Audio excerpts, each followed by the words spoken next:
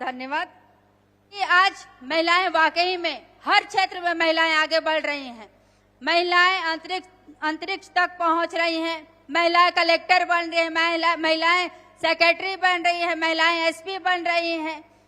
ऐसे कई उदाहरण महिलाओं का हम देख रहे हैं। हम 33% आरक्षण की बात करते हैं तो कहीं न कहीं 33% आरक्षण में भी हम माताओं को अभी फिलहाल में जिला पंचायत, जनपद पंचायत, सरपंच, पंच, विधायक, सांसद हर रूप में देखे होंगे तो महिलाएं ज्यादा बढ़ चढ़कर आगे आई हैं। ज्यादा चुनाव अगर निर्वाचित हुए हैं तो महिलाएं हुए हैं। तो कहीं न कहीं महिलाओं को आगे लाने का काम हमारे माननीय मुख्यमंत्री, हमारे माननीय देश के यशस्वी प्रधानमंत्री नरेंद्र मोदी जी कर रहे हैं। क्योंकि जब समाज आगे बढ़ता है तो महिलाओं की भूमिका विशेष तौर पे रहती है। अगर महिलाएं घर पे बैठ जाएं, अगर महिलाओं की भूमिका अगर समाज को आगे बढ़ाने में नहीं रही तो समाज वहीं पे स्थिर रह जाएगा। तो कहीं न कहीं महिलाएं आज हर क्षेत्र में आगे आने का काम कर रही हैं। हम अभी कल ही माननीय मुख्यमंत्री जी ने लखपति दीदी, माननीय डिप्टी सीएम जी इसमें उपस्थित थे, सम्मानीय विजय शर्मा जी। कल लखपति दीदी जिसे माननीय प्रधानमंत्री जी ने लखपति दीदी का नाम दिया है, और कल हमारी माताएं बहनें लखपति दीदी बनने के साथ महिलाओं की इच्छा देखिए कि लखपति दीदी के बनने के साथ उन्हें इच्छा है कि हम अभी लखपति दीदी हैं, आगे आने वाले समय में हम करोड़पति महिलाएं बनना चाहते हैं, करोड़पति दीदी बनना चाहते हैं। तो ये महिलाओं की दृढ़ इच्छा शक्ति है। तो कहीं न कहीं महिलाएं हर क्षेत्र में आगे बढ़ रही हैं। एक उदाहरण मैं बताना चाहूंगी हमारी अनीता कश्यप जी का। अनीता कश्यप जी आपके बस्तर क्षेत्र की ही बिटिया है, बहू है, वो लखपति दीदी है, और उनके माध्यम से हमारी माताएं बहनें प्रेरणा लेके आज स्वयं सहायता समूह के माध्यम से जुड़ के, स्वरोजगार के माध्यम से जुड़ के अपना आर्थिक स्थिति मजबूत कर रही हैं। वो छोटे छोटे उद्यमी स्थापित कर रहे हैं। छोटे छोटे अभी हमारी माताएं बहनें 5 जिलों में जुड़ी थी। वो कह रही थी कोई पार्लर खोला है तो कोई ठेला चला रहा है। हमारी ड्रोन दीदी के माध्यम से भी बहुत सारी महिलाएं काम कर रही हैं। तो यहाँ के लिए हमारी एक प्रेरणा के रूप में बन के आई है अनीता कश्यप जी। एक गरीब परिवार की महिला स्वयं सहायता समूह के माध्यम से जुड़ के आज लखपति दीदी के नाम से जानी जाती है, प्रेरणा स्रोत कहलाती है। उनके माध्यम से हजारों महिलाएं, हमारे बस्तर क्षेत्र की महिलाएं जुड़ रही हैं। उनसे सीख रही हैं कि दीदी आज आपका स्थिति ऐसा था, आप अपने स्थिति को कैसे सुधार पाए। तो कहीं ना कहीं हमारे सरकार की योजना के माध्यम से महिलाएं आगे आ रही हैं और आगे आके अपने आप को, अपने परिवार को, अपने समाज को और राष्ट्र को मजबूत बनाने का काम कर रही हैं। मैं बात कर रही थी आज हमारा बस्तर क्षेत्र, इस बस्तर क्षेत्र में लगातार आए दिन बस्तर पंडुम, बस्तर ओलंपिक, ऐसे अनेक बड़े बड़े आयोजन होते हैं। और हम सबका सौभाग्य है कि इस नक्सल क्षेत्र में जो रहा उसको दूर करने का काम, उसे समाप्त करने का काम हमारे देश के यशस्वी प्रधानमंत्री श्री नरेंद्र मोदी जी के मार्गदर्शन में, माननीय केंद्रीय गृह मंत्री अमित शाह जी के मार्गदर्शन में आज हमारे माननीय विष्णुदेव साय जी ने के नेतृत्व में हमारा बस्तर नक्सल मुक्त होने जा रहा है। आज हमारे यहाँ बहनें या यहाँ के लोग आज आजादी के साथ जीवन यापन कर रहे हैं। लगातार बड़े बड़े आयोजन हो रहे हैं। इसलिए मैं ये बात आप सबके समक्ष रख रही हूँ कि जितना आना केंद्रीय मंत्री, चाहे प्रधानमंत्री जी हो, चाहे राष्ट्रपति महामहिम राष्ट्रपति द्रौपदी मुर्मू जी या चाहे हमारे गृह मंत्री जी, केंद्रीय गृह मंत्री जी लगातार यहाँ पे आ रहे हैं। आप सबके लिए सौभाग्य का विषय है कि बड़े बड़े नेतृत्वकर्ता हमारे बस्तर क्षेत्र में पहुंच रहे हैं। यहाँ के लोग कैसे अच्छे से जीवन यापन कर सके, कैसे नक्सल से दूर हटके हमारे इस मुख्य धारा से जुड़ सके, इसके लिए लगातार प्रयास किया जा रहा है। पिछले साल की अपेक्षा भी बस्तर ओलंपिक हुआ था, उसमें इस बार हमारे बच्चे यहाँ के, हमारी माताएं बहनें, हमारी युवा ज्यादा भाग लिए।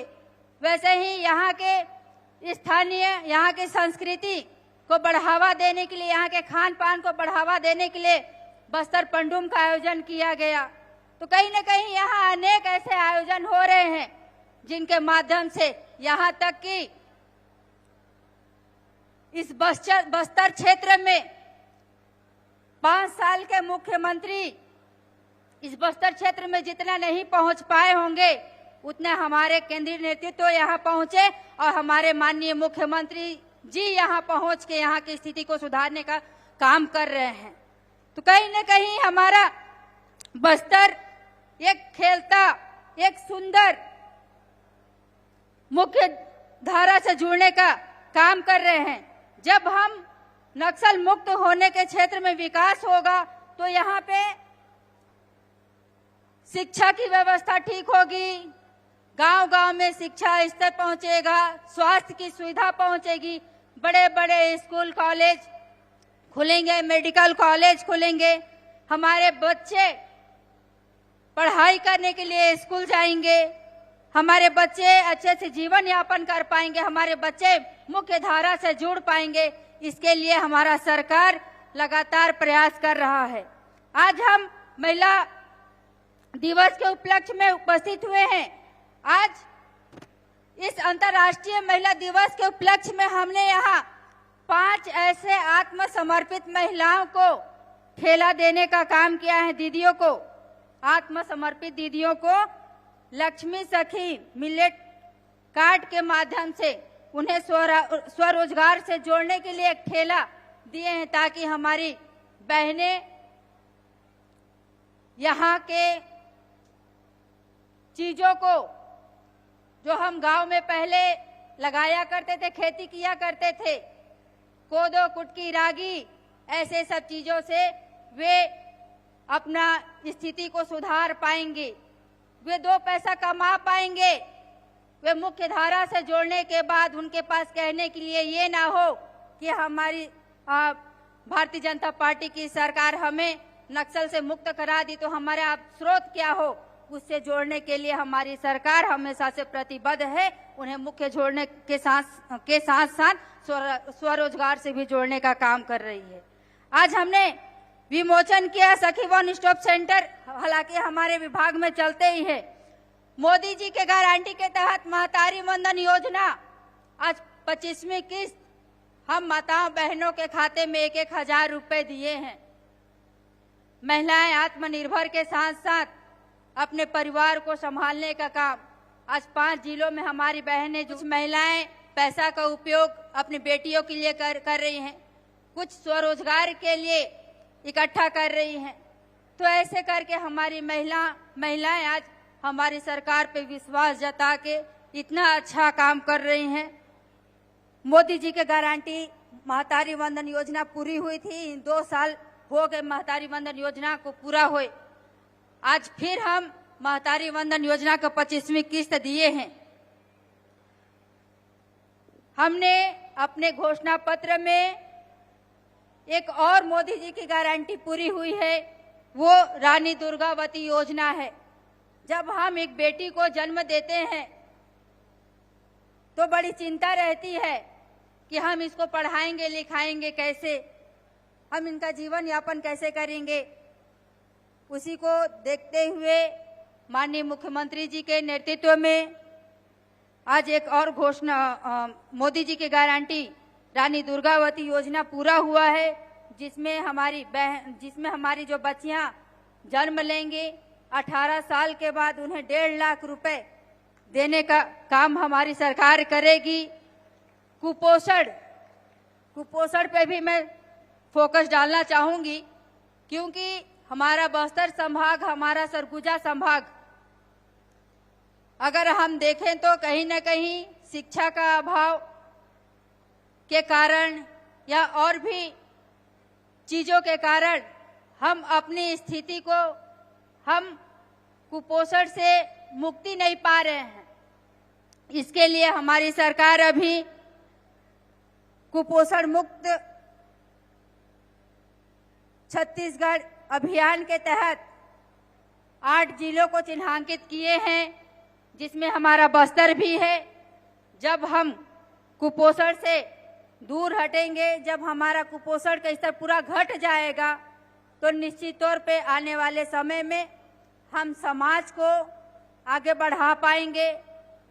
हमारा समाज आगे बढ़ेगा, हमारा परिवार आगे बढ़ेगा, तो हमारा समाज आगे बढ़ेगा, और जब समाज आगे बढ़ेगा तो हम विकसित राष्ट्र की ओर आगे बढ़ेंगे। जब मैं आ रही थी माननीय मुख्यमंत्री जी के साथ, तो मुझे एक चिंता हो रहा था। जब हेलीकॉप्टर में उड़ रहे थे तो चिंता इसलिए हो रहा था कि अभी हमारी माताएं बहनें का एक समय है। समय इसलिए भी कि गर्मी का सीजन आ जाता है तो महुआ जानते हैं ना, महुआ जानते हैं ना, महुआ उठाने जाते हैं जंगलों में। और जब जंगलों में महुआ उठाने जाते हैं तो पत्ता नीचे गिर गया रहता है, तो उसको हम जलाते हैं। अब जलाते हैं तो जला के छोड़ देते हैं, वो आग पूरा जंगल में फैल जाता है। मैं बात कर रही हूँ पर्यावरण संरक्षण की। ये दायित्व हम सब का है कि पर्यावरण को संरक्षण रखने का हमारा दायित्व है कि हम पर्यावरण को कैसे ठीक कर पाए, कैसे उसका रख रखाव कर पाए।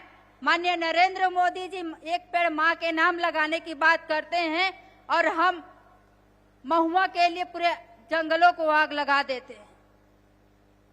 अच्छी बात है, हम अपने औषधीय पौधों को उठाएं, निकालें, उससे जो भी चीज बनता है उसको बनाएं। लेकिन एक चीज हमारी माताओं बहनें से विशेष निवेदन करते हुए कि जब हम जंगल जाते हैं महुआ उठाने के लिए, तो हम वहीं पे आग लगाएं जितना में महुआ गिरता है।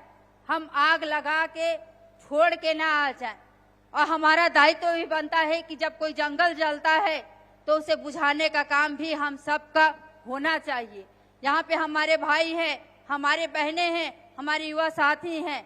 आप सभी से अनुरोध करते हुए कि पर्यावरण संरक्षण को बचाए रखें, ताकि हमारा पर्यावरण संतुलित रहे। अगर पर्यावरण है तो हम सब हैं। इसलिए इतना ही कहकर पुनः आप सभी को अंतर्राष्ट्रीय महिला दिवस की ढेर सारी बधाई, ढेर सारी शुभकामनाएं देते हुए अपनी वाणी को विराम देती हूँ। पुनः आप सभी को प्रणाम करते हुए जय जोहार।